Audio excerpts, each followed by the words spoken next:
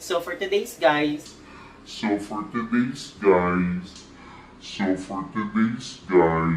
for today's video, guys, oh my god.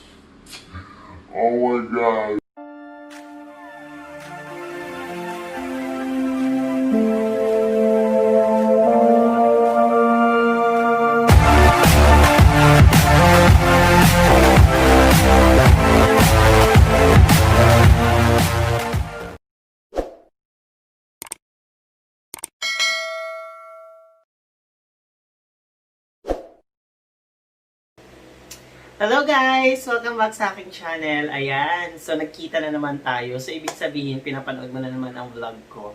So before ako magsimula or before natin simulan ang vlog natin for today at kung ano man ang gagawin natin today, magpapasalamat po muna ako sa lahat ng mga patuloy na nanonood ng video ko, sa mga subscribers ko. Thank you so much guys sa support ninyo.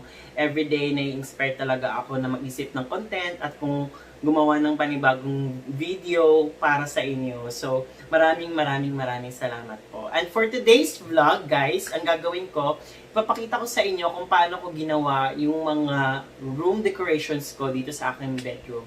So, almost or majority sa aking mga room decorations, ako lang gumawa, ako lang yung nag-enhance. So for today's vlog guys, i-share ko yun sa inyo kung paano ko siya ginawa para at least may idea kayo kung paano siya gawin. At if ever, if you have time, then definitely you can do it for yourself as well.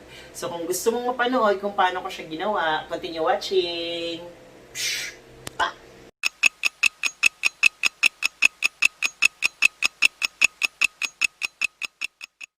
Ayan, so for this project guys, ang gagawin ko ay ang mga photo frame na decorations ko. So may 4 tayong photo frame na decorations doon. Ito yung gagawin natin. So kailangan natin ng cutter, tabla, cartolina. Kailangan natin ito cartolina. Tapos illustration board. Kailangan natin yung illustration board. At syempre, yung mga prints.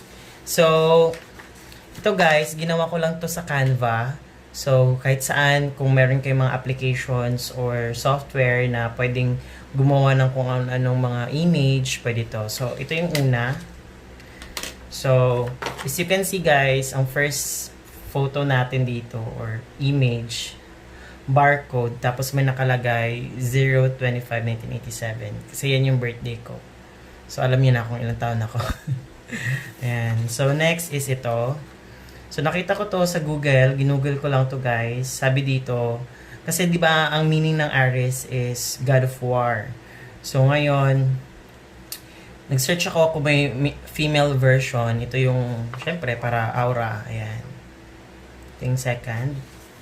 Tapos, third photo natin, ito, rabbit. Cute siya, diba? Cute. Tapos, rabbit kasi Year of the Rabbit ako pinanganak, 1987. Tapos, yung nickname ko, ayan. So, ang gagawin natin guys, gagawin natin siyang photo frame or picture frame. So, since low budget tayo, pinaprint ko lang to sa, sa National Bookstore, 2 pesos lang yung A4 na USB printing nila. So, ayan. Ito lang guys. Tapos, ang gagawin natin siyang photo frame. Kunwari. Kasi wala naman tayong pambiling photo frame. So, set aside muna natin to.